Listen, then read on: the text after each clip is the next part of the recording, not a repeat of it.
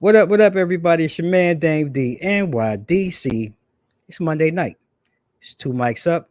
And tonight we are back with a fiery guest, if you will. Someone who's right now heating up the screen, putting in that work from our hometown of New York, New York, where, all the real stars and everything come from, at least in our minds. That's what we think.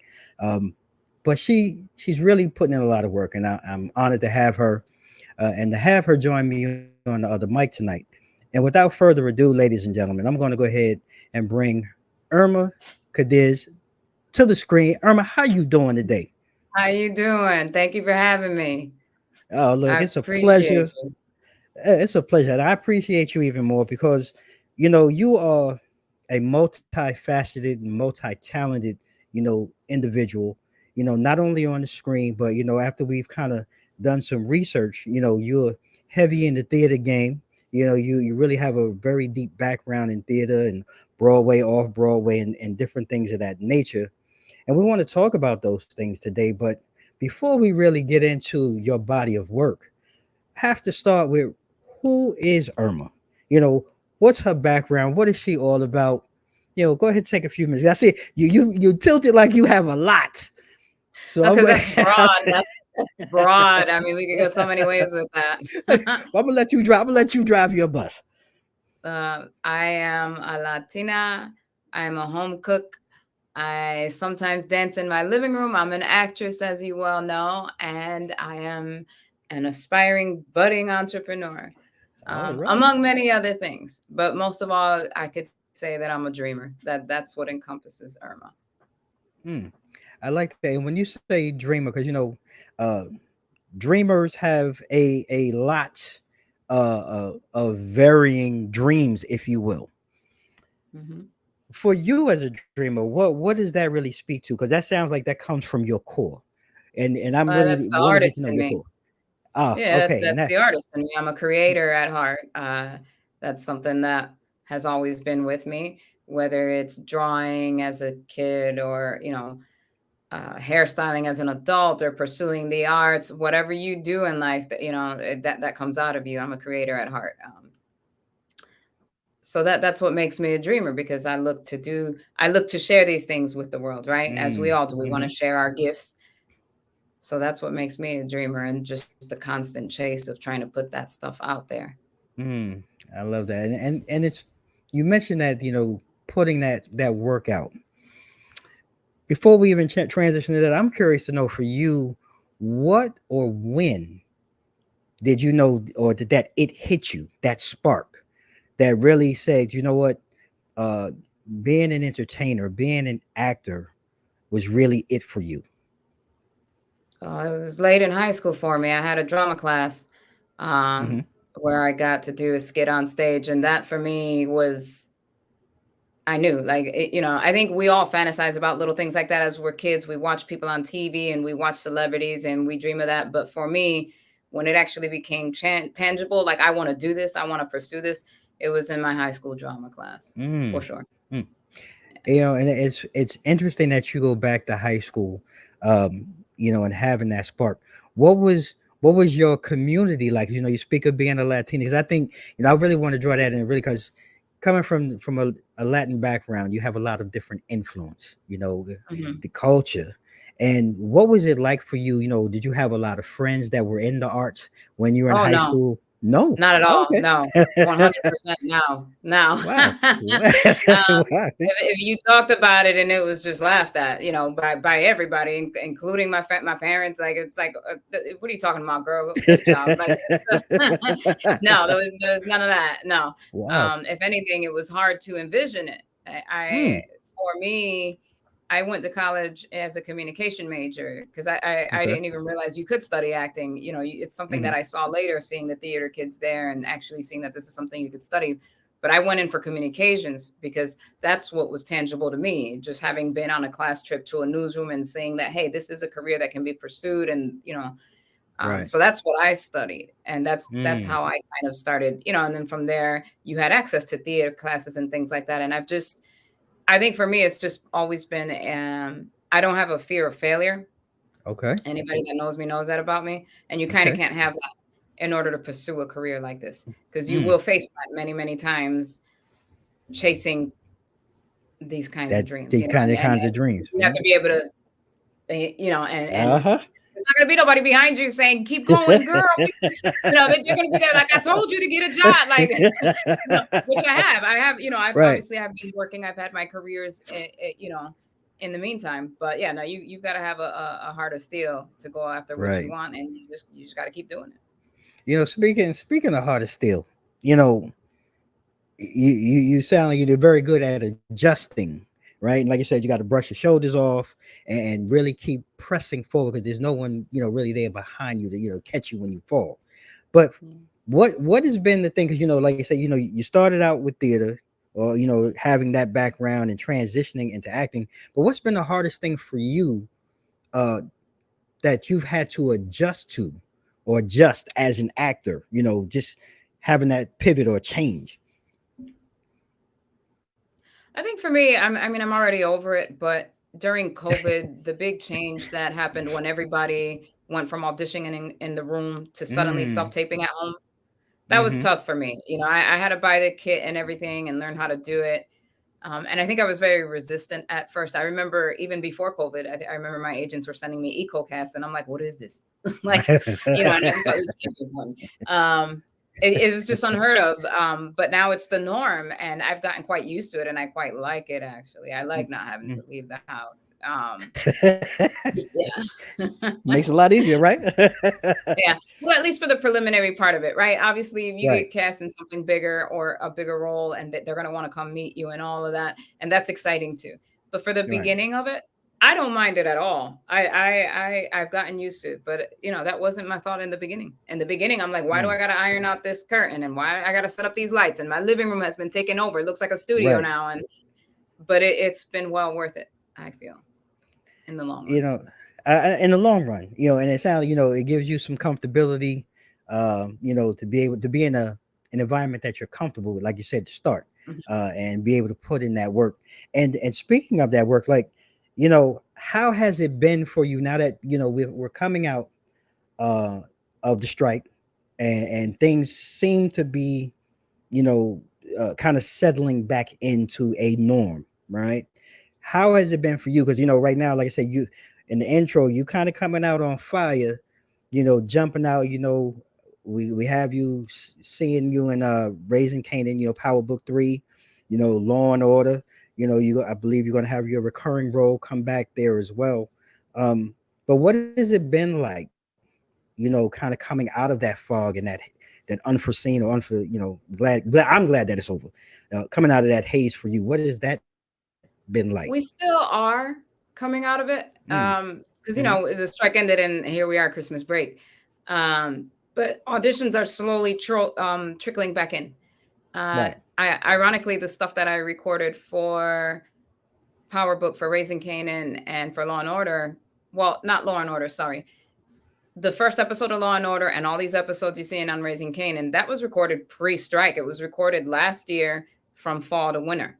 Oh wow. Okay. So actually, the Law and Order episode that will air in January was my first booking once that strike closed. Ironically, that they, miraculously, they reached out to my agent and asked if I was available and brought me back on to play a clerk again, which I'm grateful for, Right. because uh, among actors, it's like, oh my God, when is my first gig gonna come after all of this? And you're just sitting Right. there Right. waiting, wondering if you're still an actor. But yeah, so I've just been blessed. It was a long wait. I kept myself busy doing things with the Met Opera because they also work with actors during the strike, just to keep Hmm. myself from losing that sanity a little bit, because it was a lot of downtime. But I had that stuff pre-recorded, so when the strike ended, boom, there it was, ready to go. Wow. That's Which worked out. awesome. Yeah, Yeah. that really does help change, a lot for you, like you said, just being ready to go, if you will, to Mhm. make that movement. Now, I want to talk and transition just for a second because you're part of a web series. If I recall, it was the New York Effect, if I recall Mhm. correctly. And during that, you and the cast, were celebrated, if you will, at I believe it was the Cinema Diverse Palm Springs festival, if I remember Yeah. correctly. And what was that movement like, with the series? Because there's really a lot of backstory, and I want to allow you to kind of give the backstory to our audience. But there was a lot of movement, a lot of things going on with that at that time. And what was that like, for you to be a part of that movement, and then to be a part of, being, acknowledged, if you will, by your Yes. peers? Yes, yes. It's kind of what it feels like now with these episodes of Raising Kanan finally coming out and Okay. being called back. It's like it was a wait, but you Mm-hmm. finally get that validation, and it means everything. The New York Effect, that's a very, it has a place in my heart. My friend Juan Rivera, he's an amazing director. That series started with a blog of his that he Oh wow. had. Wow. Yeah, he was writing down some of his dating experiences, and from it came the show. And we recorded it. It got accepted into the New York Latino Film Festival, Mhm. and it didn't win awards that first year, though it was showcased. Nor did it in that festival you just mentioned, the Palm Springs. But the Okay. following year during COVID, honorarily, they reached out and said, "Hey, we want to grant you this award. You're our Wow. favorite." So it Wow. was, yeah. So yes, Wow. so that we didn't That's see it dope. coming. That's dope. Yeah. That's dope. Yeah. So what was that like for you though, individually? Because I mean that seems like to be the big thing, but what do you take, like, what did that mean for you, Irma, at that point in that stage in your career, being acknowledged, but and I don't want to say validated, because I from what I've seen and been able to read and find about you, there you don't need validation. But I just think, it's important that, I want to be able to But give we you a platform. do.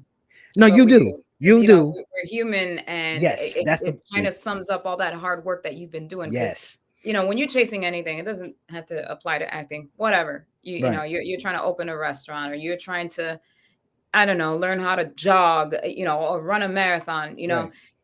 There's a lot of hard work, and there's a lot of setbacks, and there's a lot of things. This has been years coming. Mm. There's Mhm. so much work that you put into this. So when that validation finally comes that says, "Yeah, you did something. We saw you. We like it," Love it. that means everything, you know. Love it. And it's recorded. Yeah. It's there, for Yeah. you've left a mark. So it Yes. does mean everything. And that's really what I wanted to get to, because I think that is important. I think people need to hear that as well. Like you said so eloquently, no matter what level of life you're on or in, or what you're doing for a Mhm. career, that validation does mean something. And I think that's It's your very legacy.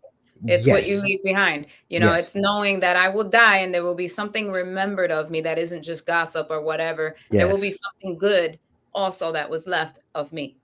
I love it. Regardless of all the, because we all have our drama in the life, and we all have our setbacks, and we all grow, and we all have growing pains. And I'm sure we've all been in situations we don't want to be in, but there will be something nice left of Yeah, me. And that's important. that is important.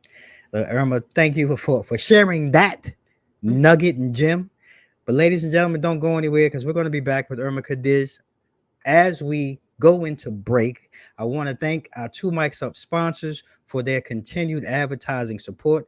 For without them, we could not bring you Irma and all the amazing guests that we continue to bring you throughout season 6 here on Mogul TV. So we'll be right back after this short break.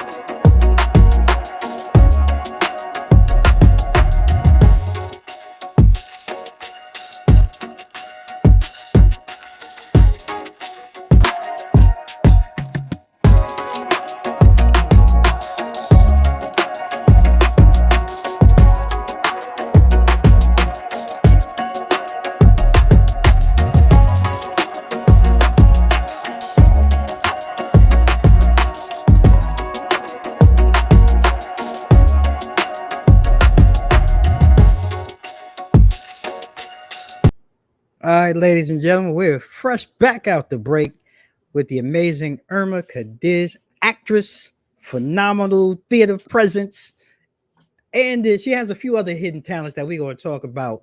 That takes me back home, takes me back to part of my culture, and we gonna find out if she adds the special sauce or not. But we're gonna get to that, ladies and gentlemen. But you know, we talked, about your characters, Irma, and your coming Power Book 3, because actually my wife and I were just playing catch up. Mhm. And you know, I want to know if you can share without giving up too much.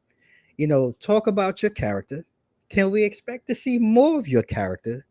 And what has the experience been like on set? Because that's a powerful crew, and Mhm. team of actors and actresses and everything else behind the scenes. Can you give us some insight to what that's been like for you on set as well? Oh, it's been amazing. It's such a talented cast, and it's an amazing crew. It's a massive team, way bigger than you can imagine. It's a top notch set. It's a Yeah. top notch set, is what Yeah. it Right. is. Right.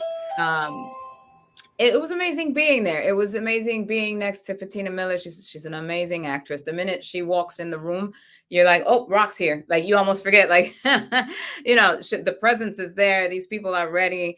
It was wonderful to see how they run their set, and it was wonderful to be a part of it. I'm grateful for every episode that was filmed. I play her hairdresser on the show. I'm a Dominican hairstylist. My name is Valentina, and that's basically my role. I'm there to give information just like any co-star would be. I'm not a series regular. I'm a recurring role, which basically means I showed up on more than one episode. But I gave her info she needed to make a decision, as you saw in the episode that aired a couple weeks ago, and God willing, I'll be there for one more episode. We filmed it. Let's see what happens when it airs tomorrow. Because I always say you never know what's going to end up on the cutting room floor. So we'll be all watching together to see what. But that's pretty much what I am. I'm Valentina, and I'm the hairstylist. I I own the love it. salon that you bought.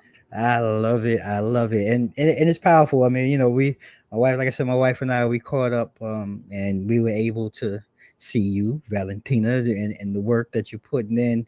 And like you said, the cast is amazing, Mhm. Patina Miller and everybody included.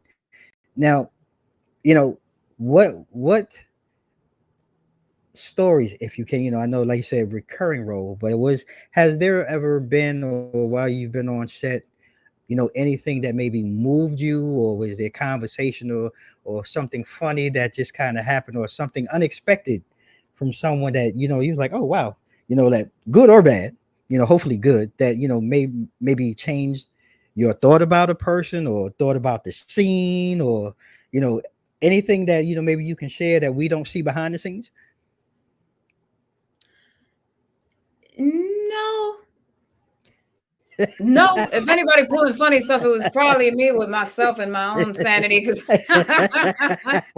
no, this is a professional setup. Like when I say everybody there is professional to the nines, Wow. I let me get back to you on that. Okay, no, that's fair. Sometimes just want to ask. Sometimes we as fans, we see the glamour, right? A lot of times we see Mhm. the glamour, but we don't see sometimes some of the good things and some of the fun times that Ah, I see. you Yeah, no, there's no you. glamour, son. There's no it is hard work. If you want a funny story, okay, so I mean, maybe not funny to her, but the first episode that we shot, you don't really see me. I show up in the second Mhm. episode that we shot, but you only see bits of my arm and maybe my chin because I'm there washing her hair. But that Right. was a long day. But that close up that you saw, I believe it was the second episode. I'm not positive, but Mhm. when you see the close up of her getting her hair washed, Mhm. that water was brick cold, brick cold. It was coming from like it's not a real sink. Like this place is, Right. it's a location it's a set. Okay, it's Right. an Right. old salon, but there's no running water. That they made water function. Like you'd be Right. surprised the things that these special effects people can do, and these set designers. Water was running on her head, but it was frigid. When I say it was frigid cold, like when the director came to me before she came in the room and said, "You're gonna put this on her. You're gonna wash her hair with this," and I touched it. I was just like, "What? You're like, whoa, whoa. What? Like I'm not. Whoa, wait, what do you mean?" Did anybody So when tell it came Patina? Was back, she advised? huh? Did anybody tell Patina about this? Oh, she got to feel it before they put it on her. And I just listen. There was a moment there when they were finally shooting it when I couldn't install any longer. Where I just leaned over and I was like, "I am so sorry about what I'm about to do," because she was very casual about it. You know, she's like, "Hon, this is just a paycheck. It's just another day Right, at work." You know, right. but yeah, that's the story. There you go. No, it's not all the I love glamour that it. you think. That water was. It felt like the first time I was in my mother's Dominican, the first time I traveled there as a kid, the first time you took that cold bucket shower on an island, or you had to throw that water over your That's butt. right. That's what Pour I your felt. I head. was doing it. That's how cold it was. It I was love Caribbean it. cold. That I water, love yeah. it. I Oh yeah. love it. Yeah. And she took it like a trooper. Thank you. So And that's what we're talking about. Thank you for sharing that. yeah. These are things that we don't get to see. And you Hmm. talk about working on set. Well, as I understand it, you also are very busy offset. You have a project, if you will, that you've got up and running as the Coquito Lady. Hmm. Now, Coquito has become very popular amongst others. For some of Hmm. us in the culture, this is tradition. This is something you drink pretty much all year round. Uh, Hmm. but I want to ask you about talk about your Coquito Lady business, and I have to ask this from a personal perspective. Do we add the tea to yours or not? En tu cocina tú mandas, okay? Your kitchen, your rules. There is no right or wrong. That's right. I'm not here to tell people how to make theirs. There have been generations making this well before I walked into the game. So Yes. God forbid I Yes. should come in here as a knowledgeable sort. No, listen. Okay. Whatever floats your boat, even the egg or no egg discussion. Listen, Right. however you want to make it, that's how you Right. make it. Right. I have done it both ways, to be honest with you, because my Mhm. recipe has Mhm. evolved as I've learned to streamline for the business and what works for being able to, put it out there. Okay. Um, I find it works both ways. If Mhm. for me, if I Yeah. am not using the tea, I take quite some time on the stove at a very low heat, Mhm. um, Mhm. just reducing it a little and letting that flavor really come in, similar to the way you would do with oatmeal. You really have to let those spices simmer for a while. Summer. Yeah. Um, the tea, similar idea. It's infusing that flavor in, but the work is done separately with the Mhm. tea. And what happens with the tea is once you pour it into your coquito batch, the flavor will. I don't know if you've ever made like oatmeal. It's similar to the way we make arroz con Mhm. dulce, or Mhm. sometimes with oatmeal, it's done this way. The Mhm. flavor kind of takes over. You don't think it is at first, but you have to let coquito sit, right? I Yeah. make it, I let Right. it sit Right. for a minimum a couple days before I give that Mhm. bottle to anybody, and that flavor just starts infusing. Yes. So look, Yeah. there's no right or wrong way. Right. It is your Right. preference. I think a lot of people fear Mhm. that the tea will make the formula more liquid, which initially it might.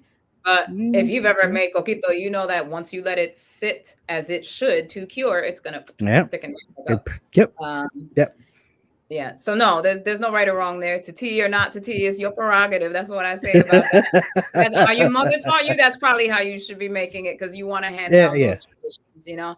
Those I traditions. do attend some forums, some Latino forums on Facebook, where I watch that debate go on and on, and I Mhm. watch people really they get angry about it. But Yeah. if you know the little known history that we have of coquito, we know it's a derivative. We know it's evolved. It's continuing Right. to evolve. The coquito that we drink here, it's very New York City, like Different. all these, Yeah. the modernized version. It's not what was Yep. made back in the day.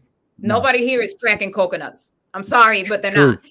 That nobody here is True. cracking coconuts and doing it the I'm sorry that they're not. No, Right. Right. so it is, That's so some people true. with a factory might be. I take that back, but most of the homemakers, if they were cracking coconuts, those bottles would be going for well over 100 each, because that's labor. Okay.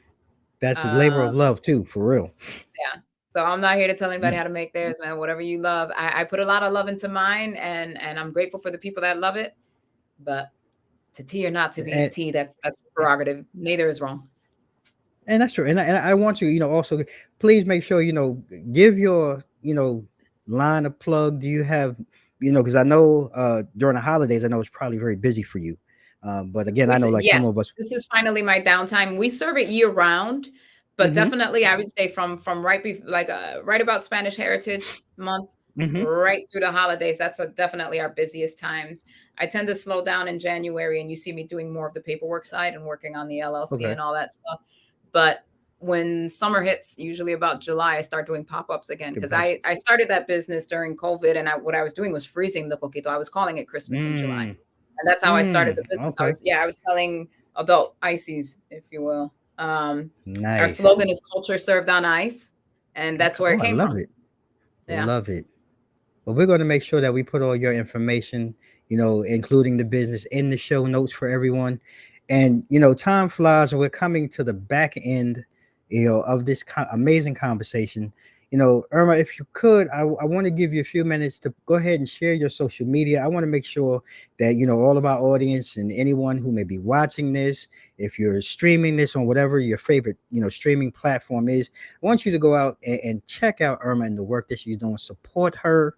She's an amazing individual. It's been an amazing conversation. So, Irma, please go ahead and take a moment to share your social media with our Yeah, audience. I run by my name on all social media platforms. I'm Irma Cadiz. It's IRMACADIZ. You can find me on Instagram. That's where I mostly hang out. And same thing with the business. It's Coquito Lady NYC. It's COQUITO Lady NYC. Or if you actually want to check out my products, you can go to coquitolady.com. And we're here year round. Okay.